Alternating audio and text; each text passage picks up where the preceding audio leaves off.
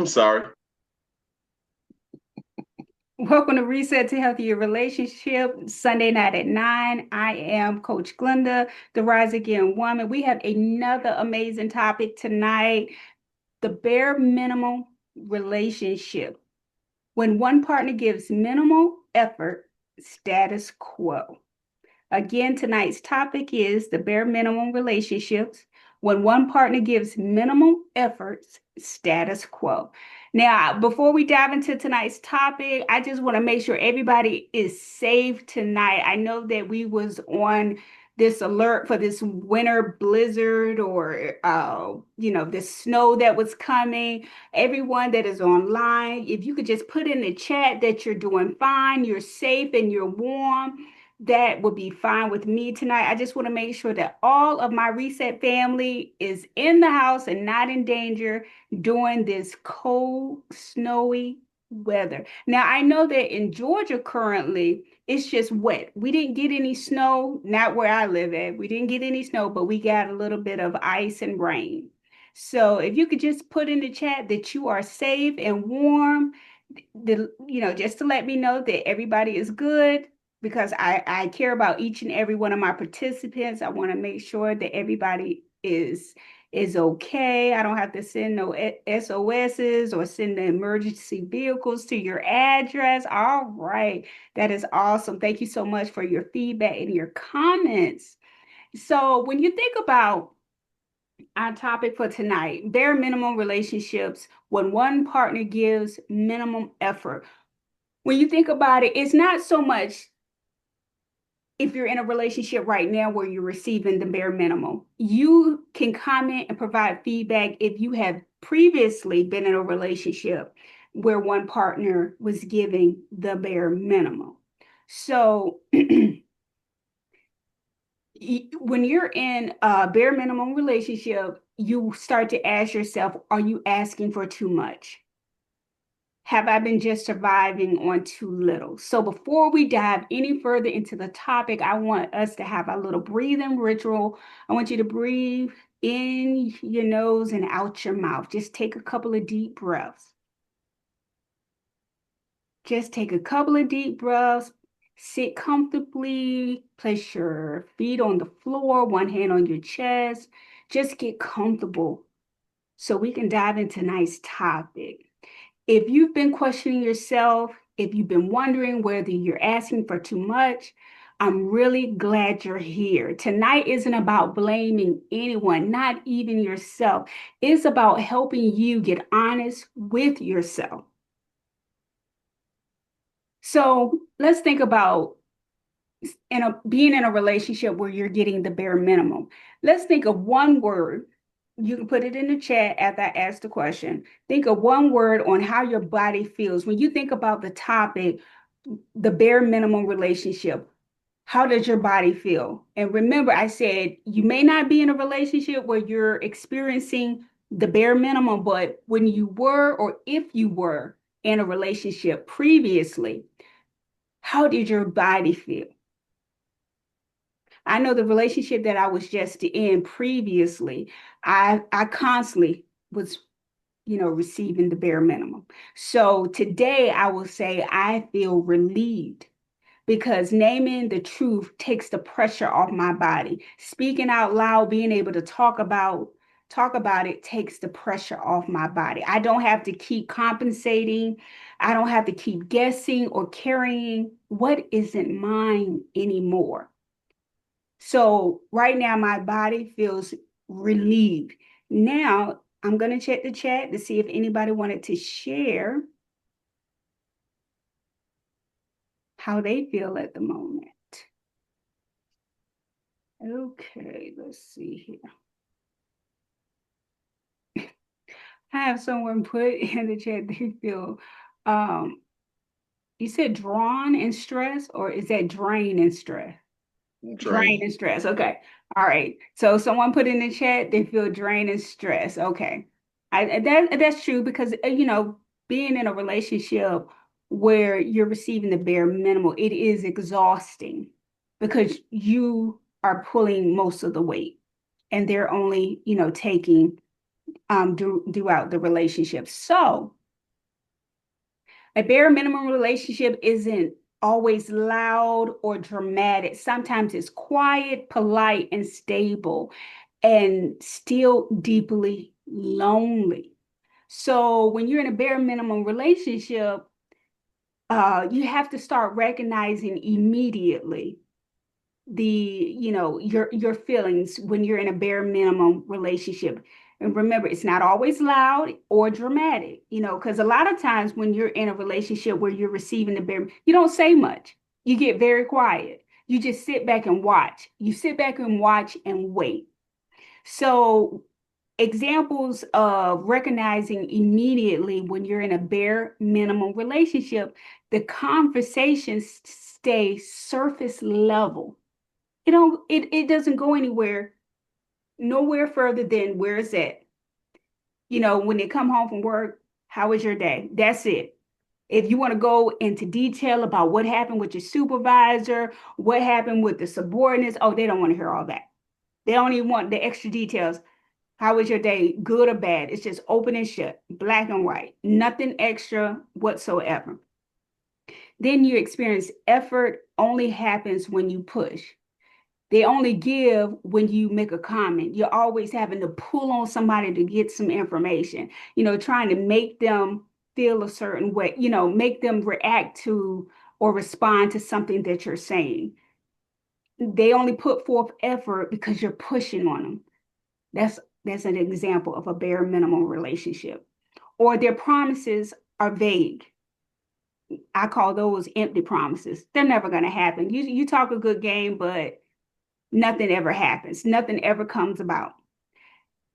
All right, thank you so much for joining. We have a few late participants coming on, and just to bring you up to speed, tonight we are talking about bare minimum relationships. When one partner gives minimal effort, the status quo. And right now we're giving examples on how to recognize when you're in a bare minimum relationship. The conversations stay surface level. It never goes any further than where it's at. Like you say, how was your day? They don't want to know if you had a conversation with your supervisor or if anything happened on the job, any of your subordinates were, not doing what they were supposed to. It just stays surface level, nothing in between. Yes or no, how was your day? Good. It wasn't that good. And that's it. They don't want any extra details. Then we have an example of effort only happens when you push someone. When you're in a bare minimum relationship, you always feel like you have to pull and tug to get something out of them. They only give when they're being pushed or when you're asking them questions. And then their promises are vague. I call those empty promises. You're talking, but you're really not saying nothing. You're not going to follow through. Nothing is going to happen. You're just talking to hear yourself talk. And then you have the cases. Another good example is nothing gets worse, but nothing gets better either. And that's just as bad because you're not looking for anything worse to happen. But when nothing changes, you get irritated and more frustrated because the longer you stay in a relationship and you don't address what your real issues are, it only gets worse because the other party that's constantly giving gets frustrated and irritated. Now, this is what keeps people stuck. It's no chaos, comfort without connection. So you're in a relationship with someone and you're just comfortable, but there's no real connection with them because they are providing the bare minimum. So when you think about your reset, reconnect, and rise moments, in your reset moment, you stop telling yourself, at least it's not that bad. It really is. Most of us on reset, we're over 30, over 30 and up. It is that bad because we're at the age where we need someone to meet us where we're at. I need you to, if you're going to take the trash out, I need you to put the trash can back behind the house after the trash is picked up. Don't look for me to do it. If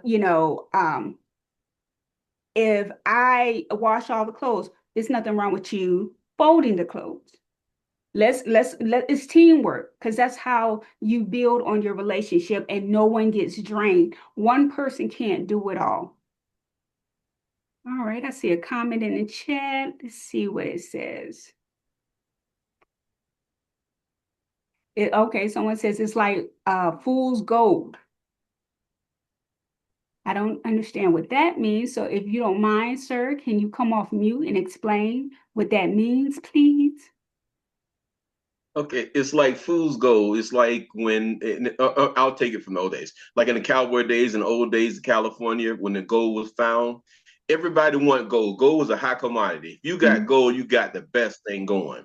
So everybody went out looking for gold, thought they had gold, but when they went to turn it in or went to purchase something with it, they found out it wasn't real gold. It was fool's gold. So what I'm telling you in the in a relationship sense, if you think you got the best lady, the best man, you got a forever partner. You got someone that you just ride or die in your corner. You got someone that you've invested all your time, resources, and you just know this person loves you to death. And then you get in a relationship with them, you saying, wait a minute now. You start noticing there is not a lot of drama. It's not somebody that's going to fight you, beat you, or cuss you out. It's someone that's there, but they're just there. That's it. They're not irritable. They're not drama kings or drama queens, but they don't give you that spark. They don't give you the substance you need. They don't give you the extra. They don't give you what you're looking for to exchange in relationship.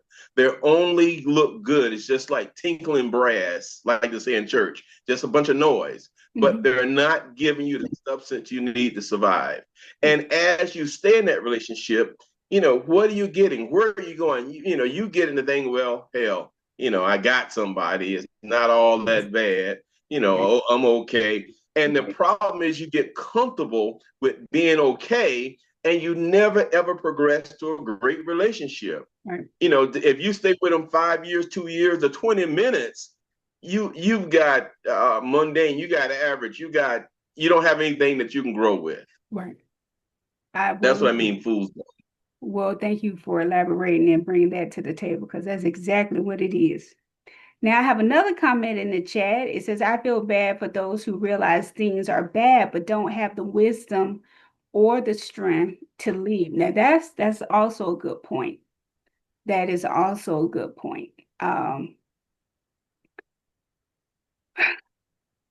what's so bad about that scenario is that for us to be grown and stay in a relationship and be happy for such a long time, my first question would be to the person, why are you staying? Because most people that I know that are in bad relationships, they complain to their the closest person, their confidant. They're constantly complaining. So the question is, what are you going to do about it? You complain day after day, month after month, every Valentine's Day, you get the same results and there's no change. So what do you do? When is enough enough?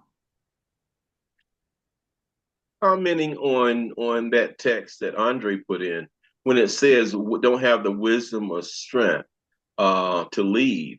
That's when they convince themselves that it's okay. Mm-mm. That's when they start looking and thinking that they're the issue, they're the problem. And so since they feel they're the problem, they're not gonna confront the other person, or they're not gonna challenge the other person, or they're not gonna make the other person do better. They just gonna accept it and business as usual, status quo. Yeah, but when is enough? If you can complain to your friends and your family, when are you going to speak up and and voice your complaints so you can get a change? Because it's not going to get worse. I mean, it's not going to get better. It's only going to get worse. Andre's got a second thing in there where it says the girl in the situation was afraid of being lonely. If you ask half of the people that's on the call tonight, or ask even half of your friends, what do they want in a relationship? Hmm. The first thing they'll tell you, What? what they don't want. Well, yeah, that's true too. They'll talk about fear instead of talking about pleasure or gain. So if that's the case, what Andre says, that girl being she's playing to that scenario. The But she's majority not of people, happy. but that's when you ask, when somebody asks you what you want, and the first thing you talk about what you don't want, you talk about fear. That's what you're setting up to get. That's what you're bringing. That's what you're bringing these stuff. I'm sure a lot of us have friends that say, "I wish I was in a relationship. I wish I had somebody. Man, I'm so miserable, and I every day I wish I had somebody. And somebody else got somebody, but I can't get nobody." Mm-hmm. They're manifesting what they're all about. Their Right. fear. They're manifesting what they don't want. But when you're in a relationship and you're constantly complaining, because Andre did say the girl is in a relationship and was afraid of being lonely. So she's settling and tolerating the bare minimum only because she doesn't want to be alone. But that's not healthy, because it's not going to get any better. She's still complaining. Because how did Andre find out? It's obvious. See, look, because you got to realize something is her fear. She's playing her fear. So her fear is something she knows a lot about. Her fear is something she's comfortable with. That's why she's staying. It's hard to understand and believe, but she's comfortable with her fear. Well, my suggestion to her, Andre, I'm gonna read your next comment. My suggestion, all right off the bat, Andre, she needs to do a relationship examination, evaluation, and make some hard decisions, because it is not going to get better. And for her, I don't know how old she is, but I'm hoping that she's over 30.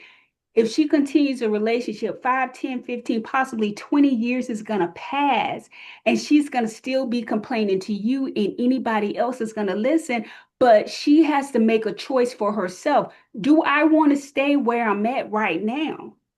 Settling for the bare minimum isn't healthy, and is very exhausting and draining. And you can tell she's not happy because she's complaining to somebody. If you're not miserable, you're going to keep it to yourself.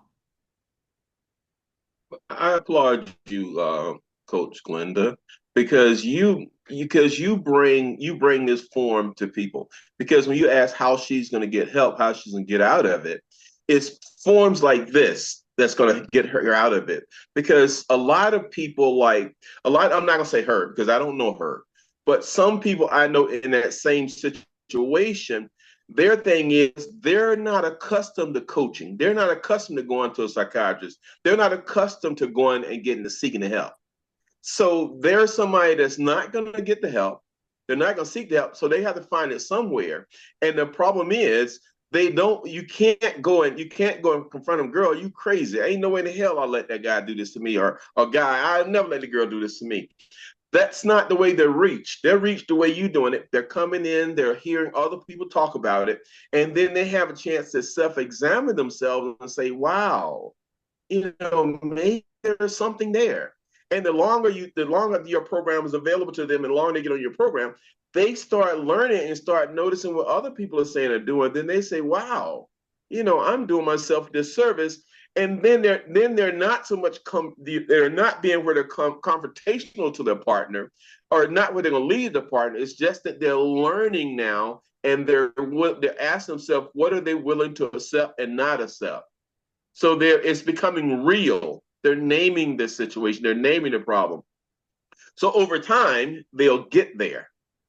And I applaud you for having your program Sunday night at 9, because it's a great source of people that don't want to go have a lot of coaching, because they're not going to go to a coaching professional coach or professional say, hey, look, here's what's going on in my marriage, or here's what's going on in my relationship. I need help. That's the way they're going to get the help. And a lot of times they don't tell their friends, because their friends will tell them, the friends will make them feel bad and tell them, girl, you stupid. Girl, you a fool. You silly as hell. Being with that, I could have left that. And that's not what they need. Okay, now Andre did put in the chat, but how do you help them to wake up out of la la land?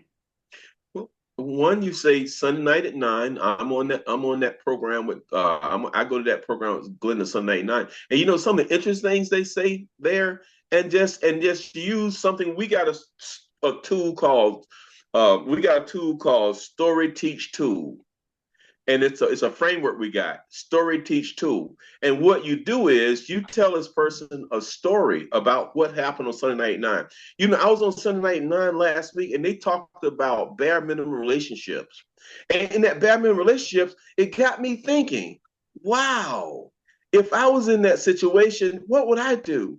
I would start reevaluating what I want and don't want in a relationship. And that's when you're telling the story about Sunday Night 9, and then you actually tell them the techniques, you know, if the techniques that Glenda give you, and that's teaching them. Then at the end you give them something to do. You know, this week I would write on a piece of paper every time I feel disgusted in our relationship, or every time I feel I'm let down in a relationship. Just take a note of it, and then in the week watch it.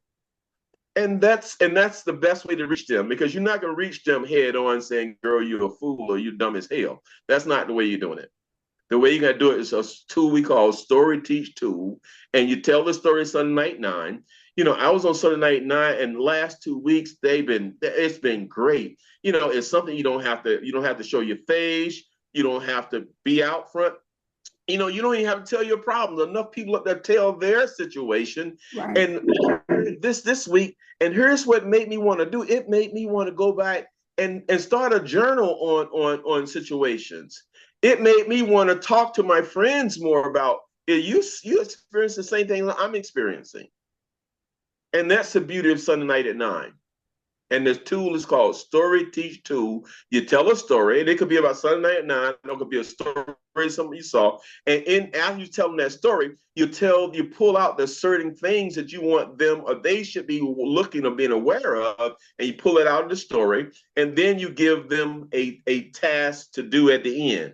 You say, well, why don't you write this, or why don't you ask for, or why don't you go see, or why don't you just take stock in what's going on? You give them an action. And that's the way you help people like that. And actually, you covered his next comment with, sadly, she's losing friends. I'm probably the only one who listens at this point. You know, it sounds like people are getting tired of, hearing the same story after the next story, and she's not making a change. She's tolerating it. She's settling. And nobody wants to hear that. After so many conversations, you're like, oh, well, you're going to do what you want to do. And you pretty much touched on that. You really can't reach her by coming at her like, oh, you stupid. You have to reach her another way. Story Teach Tool is the best technique for that. Story Teach Tool. And that way you're not going head at her. You're not being confrontation. You're not making her be confrontation. What you're doing is teaching a story. People learn by stories. People will listen to a good story. Mm-hmm. And you know enough of Andre, you know something of the lady. So gear your story towards her, not using her, but gear your story to something that you think she would hear from you. You know, that's why I say a lot of times people, I talk to people, hey, look, Sunday Night at 9, here's some of the things Glenda cover. And one Sunday Night at 9, I was sitting there and I heard her talk, and it touched me in my heart. And I tell a story, and I said, it touched me in my heart. And I know what their issues are. So when I tell you it touched me in my heart, it touched my heart. And it made me understand that maybe I don't speak up fast enough. Maybe I'm saying yes too easy. Maybe I'm not having boundaries. Maybe I'm letting people walk over me. And when Glenda said that, when Glenda was talking, and she told me that if I just stop, listen, and think before I speak, I don't have to say yes all the time. Sometimes I can say no. So that's the way you do it, and you're not meeting them head on. You're giving them some things to think about, and you're giving them a chance. You putting yourself in the story, mm-hmm. and then you put them in the story. It's called a bridge. You're building a bridge from where they are to where they want to go. That's it. All right. Thank you so much, Mr. Carpenter, for sharing. And for the ones that are just joining us, the topic for tonight is bare minimum relationships. When one partner gives minimal effort, status quo. Bare minimum relationships, when one partner gives minimal effort, status quo. And we were just talking about one of the comments in the chat. And now we're going to move on to the reconnect moment. you notice how the lack of effort actually makes you feel. And by just using Andre's example, apparently it doesn't make her feel too good because she is venting. She's coming to him and venting. So in her reconnect moment, she is, she's noticing how the lack of effort from the other party makes her feel. And from the sounds of it, she's not talking to the other party, or she's not giving clear, concise communication because the other party isn't making a change. And then in the rise moment, you take a small step towards honoring your needs. And that I would consider that, speaking up. Tonight is about clarity, not decisions. Speaking up, making your requests known, letting the other party know exactly what you need. And what you need may be a deal breaker for the relationship. Now, reset is not about telling people to get a divorce or to break up, but we want you to re-examine yourself in your current relationship, or rethink what you went through in a past relationship so you will not repeat history. So you take small steps. Like I said last week, you don't do the whole staircase. You're going to take baby steps, one step at a time, towards honoring your needs in your rise moment. In the comments we have, I think people are so afraid of their own voice sometimes. That's true, and they shouldn't be. Because once again, we're over 30. Most of us are grown, we're self-sufficient, we have big time jobs, we make huge salaries. Why are you afraid to talk? You're not afraid to talk when you go to work and you have when you have a disagreement with your boss, or when you know you're right and they're wrong. But you have to do things in a particular manner, because you can't be irate and yell. You have to be respectful and kind at the same time. But you have to make your requests known. You do have to make your request known, and you have to speak up, because nobody will know how you feel. No one knows what you want. They're not a mind reader without you communicating and making your request known. You have to be clear. Last week we even talked about clarity. You have to be clear. You have to provide clarity on what your needs are to have a successful relationship.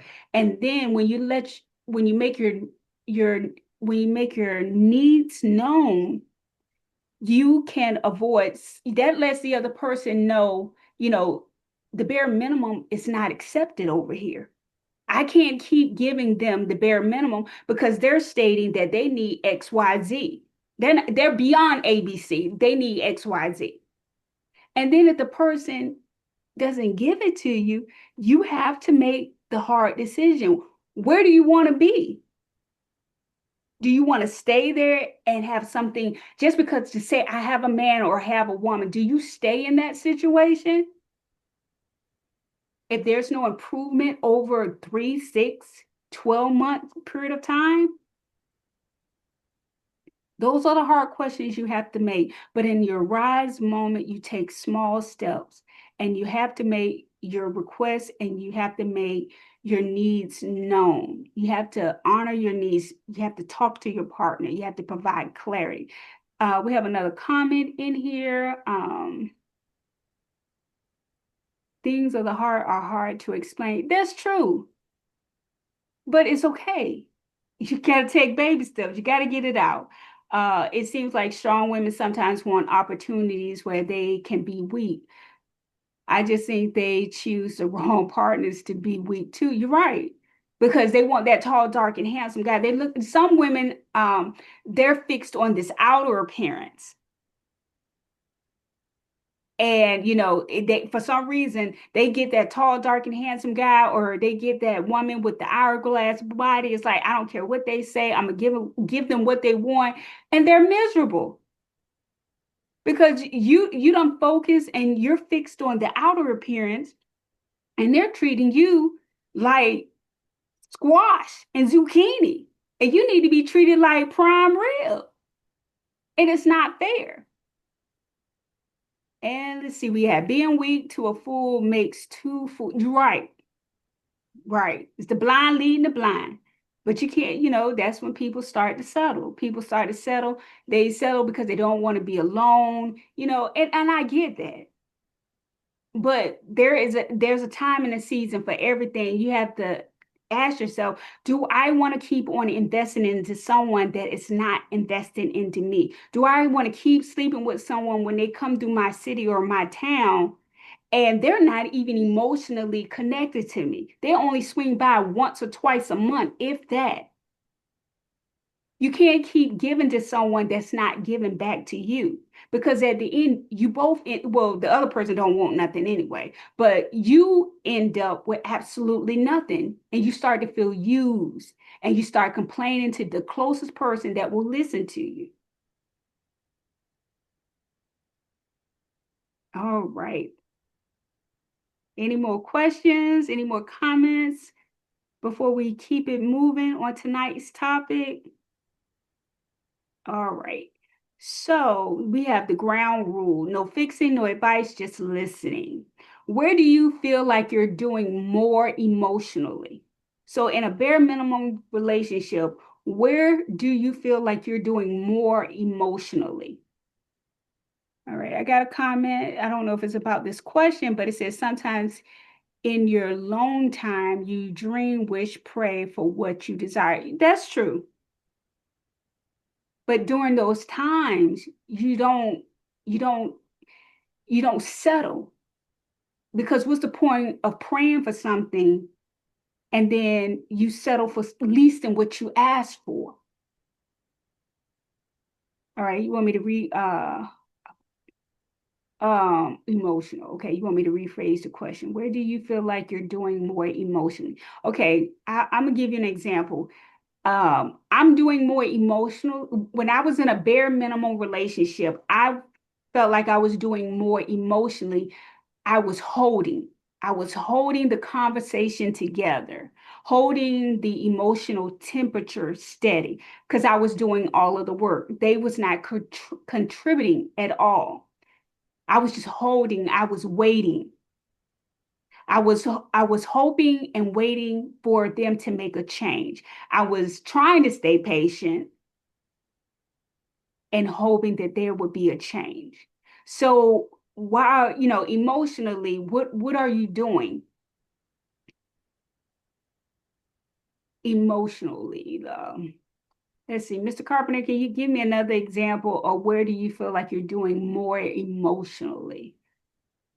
Doing more emotionally is that a lot of times in relationship, when you're really close, when you're intimate in a relationship, there's someone, or both of you should be actually connected. That connection should be some type of fire, some type of juice, or some type of chemistry. And if me and somebody together 24/7, or together when we're not at work, we're together. And if it's no sparks flying, if every time we meet is like passing a stranger in a hallway, and no one reaches out to kiss you in the morning, hey baby, if they we just walk past each other stuff and nothing really happens, it's no emotion there at all. But if one carries that emotion, once, okay, look, I'm gonna do my best to make this person love me. Whenever they ask me to do something, I'm always gonna say yes. When they grouchy, I'm still gonna say yes. When I go to them and they they frown at me, or they never seem to connect, I'm still gonna stay there and be that person and say, okay, baby, I understand you feel kind of bad. Anything I can get you? Where they're not giving a damn about you. In that time, matter of fact, that time they're wishing you go somewhere and sit down or shut up. But you're gonna still be there. You're still gonna be polite. You're still gonna be nice. You're gonna fix them a dinner or a lunch or something, or bring something to them to let them know that they mean something to you. Let them know that they're in a relationship with you. You're in a relationship with them. Now that's the emotional part. You're doing everything, and that could look like something different from you or something different from me.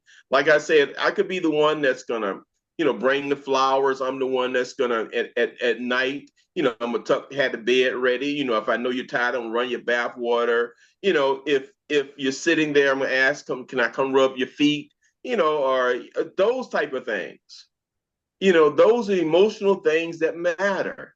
if I go out the house, I'm gonna call and, hey babe, I'm just checking in, or hey, I'm good to come home. I'm about 10 minutes from home. Do you want me to stop by the store to bring you something? I'm gonna do those things, and those are emotional things that's gonna let the other person know that they're in a relationship with somebody that cares. There's a connection there. And when the other person's not doing that, they're emotionally disconnected from the relationship. You've seen it where you've probably been in a house or been in a relationship yourself where, they're in one room, you're in the other room, and when sometimes they leave out the house and you don't even know they're gone. And you look, damn, where did they go? They're in another damn state. you wonder hey baby, when did you leave?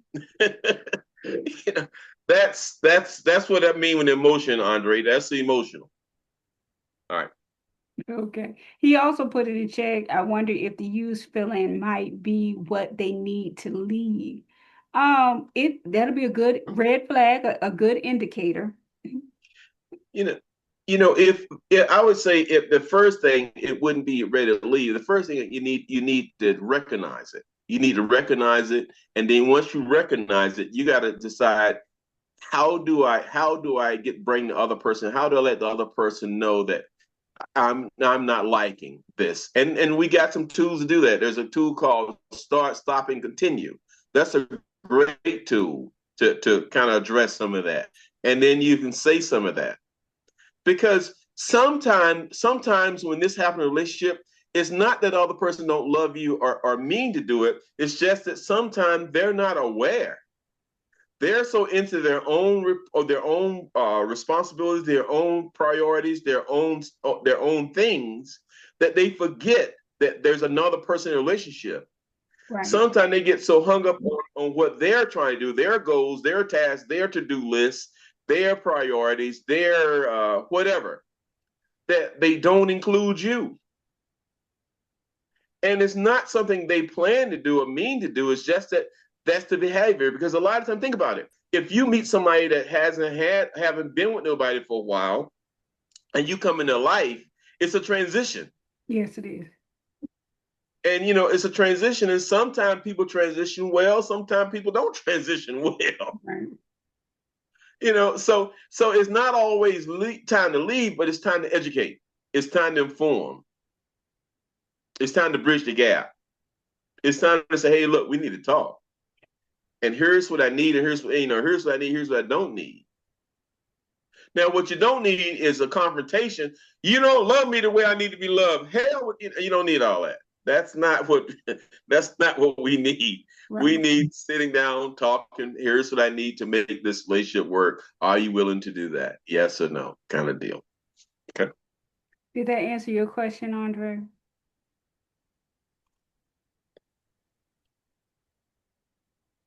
All right. Moving right along. Okay, so what effort do you keep hoping will show up in a bare minimum relationship? When you think about a bare minimum relationship, remember, it doesn't mean that you're in one right now. You could have experienced one in the past. So when you were, or if you are in a relationship where you're receiving the bare minimum, what effort do you keep hoping will show up?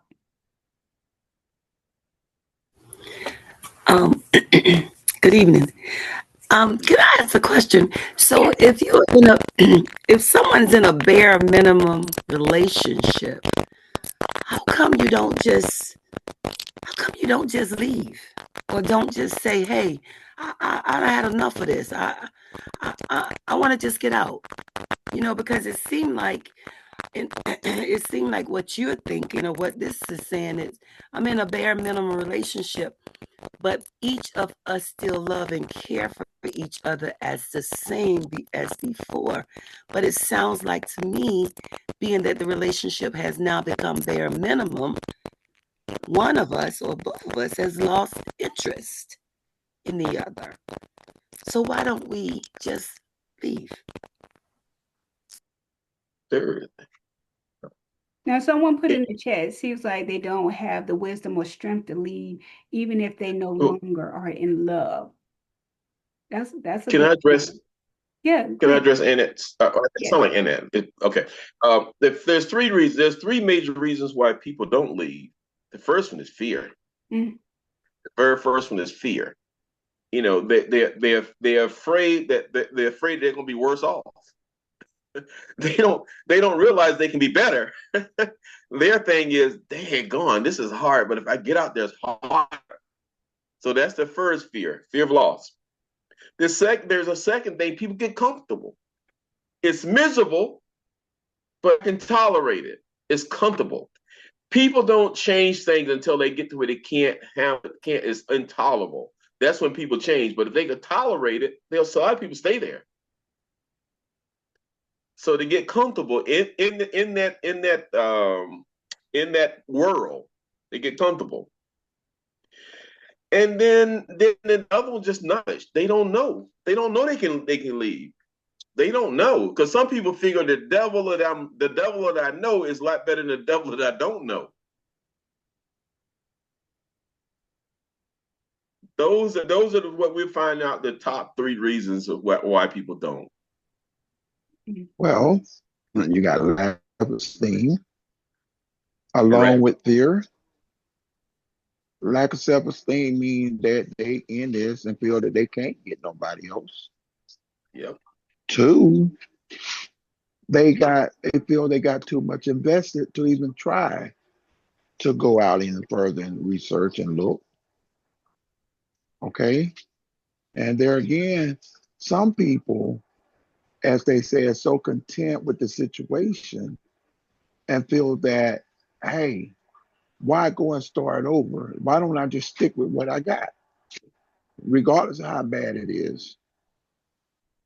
Okay. And then in my case, on the first one, I was always taught a bad start is a happy ending. So I kept looking for the happy ending,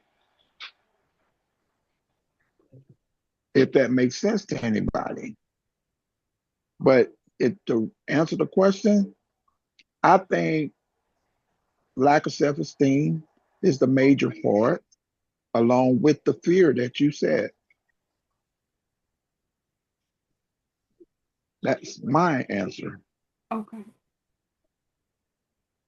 Yeah. And sorry for late coming on, Oh, you by the way. fine. That's I fine. know that's what she told me when she married me. I got it. Oh, Jesus. Okay. Andre put in the chat, but it doesn't seem that improving their self-esteem is not a one and done type thing.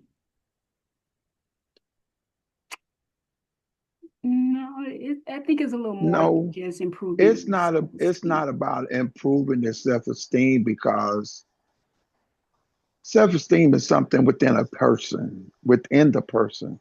And they can build their self-esteem all they want, but along with self-esteem, you got to know what you want. You Mhm. understand?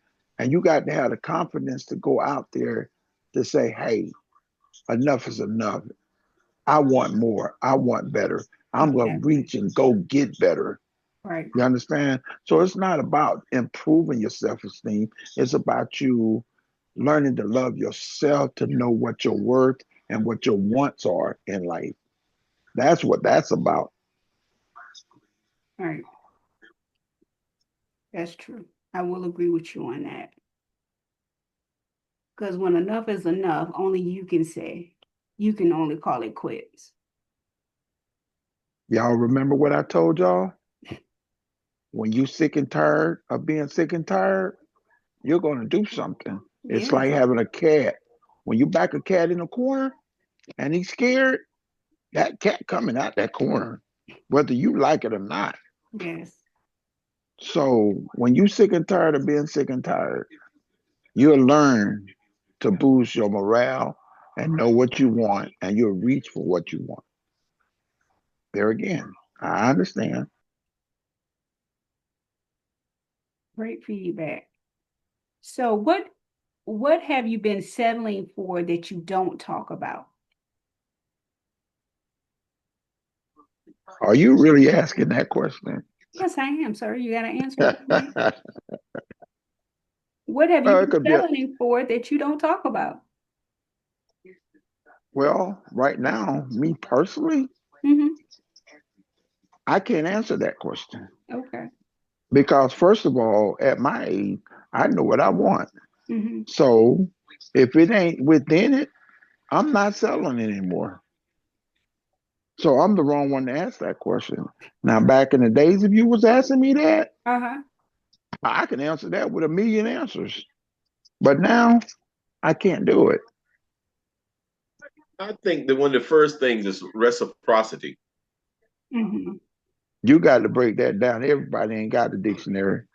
But For I me, mean, I want to get it.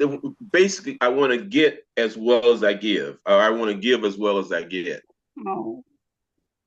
It's we, Okay. you know, we. I'm looking to be in a relationship with someone that's bringing as much as I'm bringing to the table. Not so much money. Equal. But it's the caring, it's the emotional love and care, and being showing up and being an active participant in a relationship. Yes. That's the part that's settling that I don't talk about. Why? Because first you gotta understand how to talk about it. You gotta first understand the person that you're dealing with. That's the first thing. Then Mm-hmm. the second part of that is that you when you settle and don't talk about it, there's a gap. There's a gap. Is it that I made the wrong choice? Mm-hmm. Is it that the person don't have the ability or the capacity or the desire to fill that gap? Okay. So then when you think about it, when you confront that person or go to that person with it, if two of those things are correct, the person don't have the capacity nor the desire to change, then I got to ask myself, am I willing to continue here or I'm going to jump out?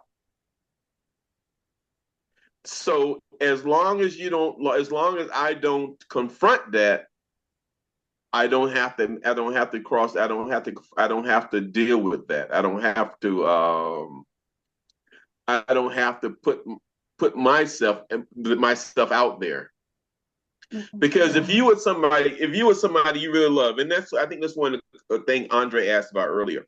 If you were somebody you really love, and the fear of losing that because the other person either don't have the ability or the desire to meet you halfway or be who you want to be, and you're not ready to change them in or throw them in or go back out there in the wild and find something different, you're just going to tolerate it and move on. You Let me said ask you something. tolerate and stay in it or move on? Stay in it. Stay in it. Stay in Okay, it. okay, okay. Well, let me ask you something, Rufus. Uh-huh. Because you kept looking up trying to get the right answer to say. Mm-hmm. I'm going to give you a scenario. Uh-huh. If I'm used to going out to the club and seeing women with cleavage hanging out, the booty shorts or the daisies or whatever, right? I fall in love with that person for what I see, right? And what Okay. I Right, receive. right. Now I marry that person. Ooh. You understand? Mm-hmm. Uh-huh. As the marriage goes on, who am I to try to change that look that I was attracted to at that time to something new? Because most guys, they look for that and they're excited about that. But then when they get them and marry them, now they want to change that dress code. You can't change what you fell in love with. Right. So not do you have to tolerate it, but you have to, first of all, accept it. Hey, this is what I married when I married her. Who am I to change what I married? Because that's when I go back and ask people the question. If you go back and change one thing in your life, what would you change? Mm-hmm. The answer is you shouldn't want to change anything for the fact that what I went through and what I got when I married is what I fell in love with. That's what everybody loved, what you got in front of you. So if you change something, it might be for the good, it might be for the worse, but it ain't who you are no more. So you taking a risk of, hey, these same people loving you. Well, Am I making sense, or do I need to break it down a little no, more? you making sense from what you're saying, but I was with you until you got to the point where it says if they ask me to change anything, I wouldn't change anything. That's when you came off the track The for me. reason I made that statement, Hmm. if I married you wearing that kind of clothes, I shouldn't be trying to change you to cover up. I shouldn't change that, because that is what attracted me to you in the first place. So now I was with you when you said that. I your followed you when you said self-esteem that. now, your self-esteem now as a person has shifted to somewhat of jealousy or insecurity, because just as that attracted you to her, the way she dressed, now your fear is it might attract somebody else. So now you want to cover her up. So why am I trying to change you? It's not my job to change you. I accepted you when I married you and got with you. I should continuously accept you. Mr. You Kingdom, understand? Mr. Kingdom, that wasn't No, rough. that's how you don't see it, but it's still the same principle. Okay, but Okay, let me that show wasn't you the something. Let question me that show we you was something. addressing. Let me show you something. Go ahead. You remember the pastor here that's been in the news with the dress? No, I don't know about that. Glenda, do you remember that, all that in the news about that? No, sir. Oh, this pastor went and bought his wife, which is the first lady, okay? He bought her a dress that she's been wearing. And it's been all over the news. I'm surprised y'all don't know nothing about it. They thought it was too provocative or whatever what she was wearing. Okay? Who knows? That might have been how she used to dress before he married her. That might have been what attracted him. They're married. Well, So it should be the same thing. Mr. Kingdom, I got a philosophy: touch not my anointed. Okay. And I'm not touching it. Thank you. Moving, Glenda. Next, Next. Glenda.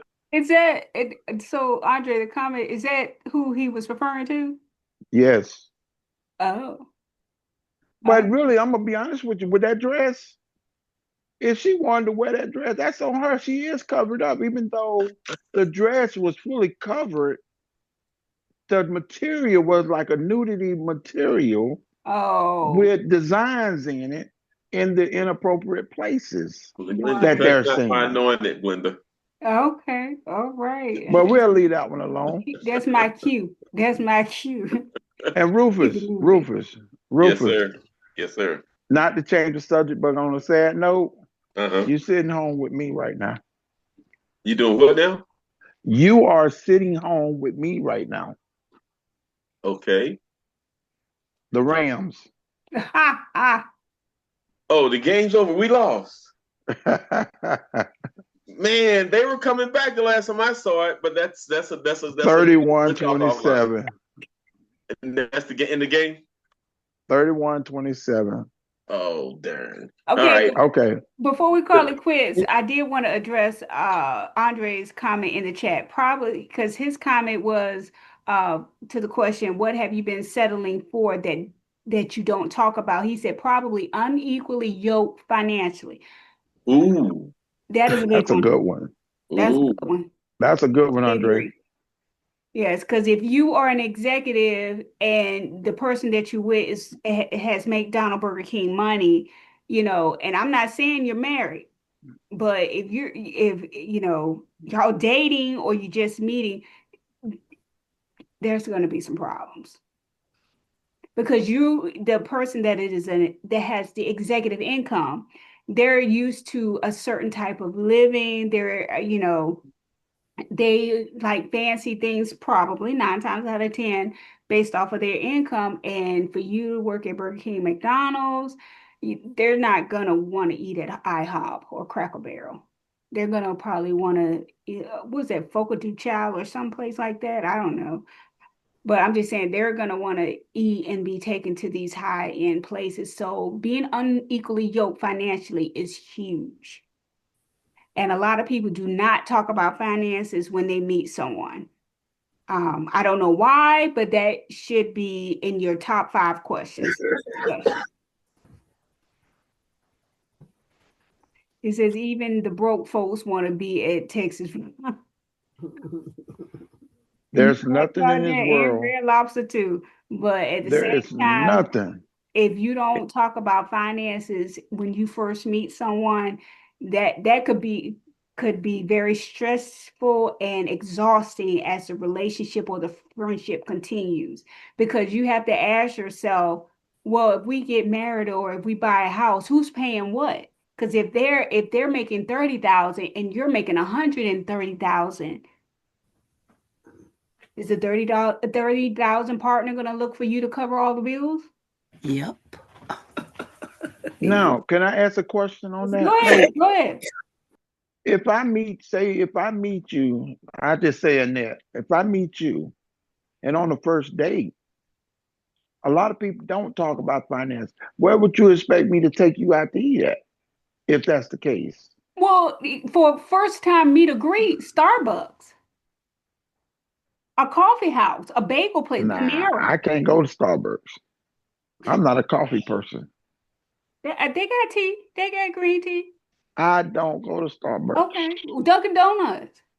That's better. But what I'm saying is, if you don't communicate on finances, what you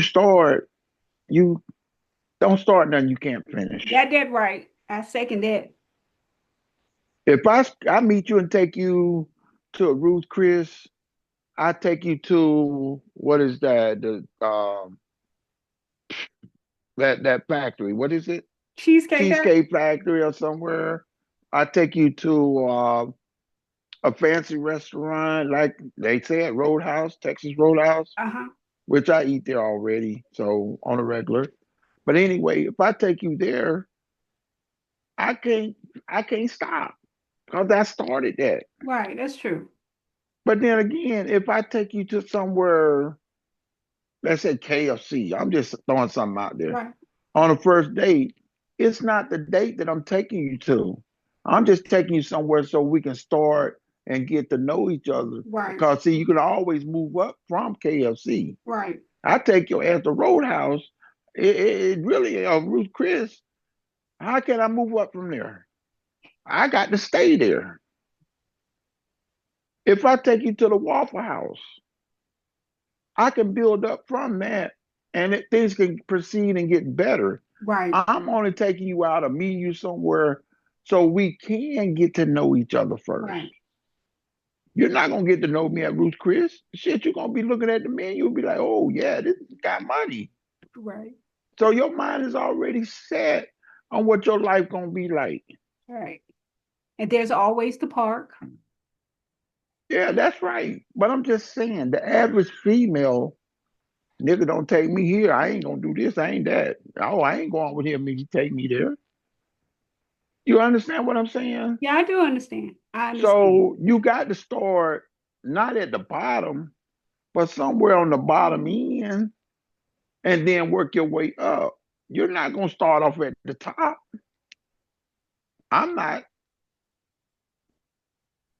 You understand? Because perks come with that. Right. And if you're not willing to accept the perks that come with it, why start off out there in the first place? You got to communicate with me. Tell me. Right. Make it make sense. Right. Correct. But anyway, that's enough for me. I don't want to hold the night. It's 10 o'clock. Yes, it is. I came in late, so I can start late. I mean, go late, but I'm not going to do that. Okay, I appreciate it. Thank you so much for showing up, though. But you guys, I thank you so much for all your feedback. I thank you so much for your participation and showing up as always. I know Sunday night at 9 is a huge sacrifice for many of us. because most of us go to work in the morning, but I know that we're dealing with this cold front, this snow out here. I know we don't have snow in Georgia, but in other areas for different participants, they are experiencing some of the bad inclement weather. Once again, I thank you so much for showing up. If tonight brought clarity, not comfort, that's still a gift. You don't have to decide anything right now. Just stay honest with yourself this week. And remember, you're not too much. You may just be in a space that's giving you too little. I'll see you next Sunday night at 9. Thank you so much for joining us. You guys have a wonderful and awesome next week. Good night. Good night. Good night, everybody. Good night. Good night. Oh my God, Rufus, where you doing? San Francisco? I'm trying to tell you. My system went down. I had to get my phone. Oh, go ahead.